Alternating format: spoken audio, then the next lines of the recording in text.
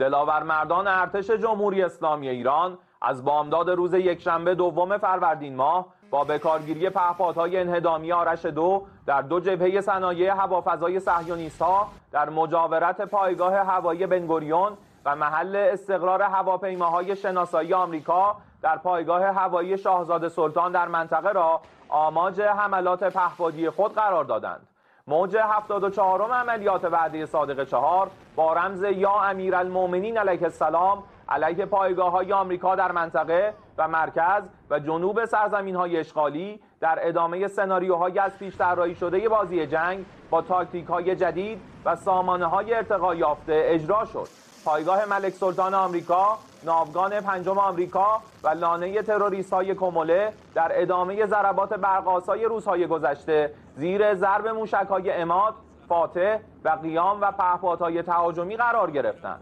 پایگاه‌های نظامی و مراکز امنیتی در تل‌آویو، پتح‌تیکوا، هولون و راماتگان نیز از صبح روز یکشنبه در پی اصابت مستقیم موشک‌های خیبرشکن، قدر و خرمشهر 4 قدرتمندانه منهدم شدند. ساعتی پیش موج 75م عملیات وعده صادق 4 با رمز یا فاطمه الزهرا سلام الله علیها علیه اهداف صهیونیستی و آمریکایی اجرا شد. در این موج بر اساس شناسایی انجام شده توسط یگانهای اطلاعات عملیات، مکانهای استقرار جدید نظامیان و اختفای ارتشیان صهیونیستی در نقاط مختلف سرزمین‌های اشغالی هدف قرار گرفتند. پایگاه هوایی شاهزاده سلطان در الخرج که از محل‌های اصلی استقرار و عملیات هوایی متجاوزان آمریکایی علیه ایران است نیز با موشک‌های بالستیک مورد هدف قرار گرفت. به نظامیان تروریست صهیونی و آمریکایی هشدار داده می‌شود که به طور کامل تحت رصد یگانهای اطلاعات عملیات نیروهای مسلح ما هستند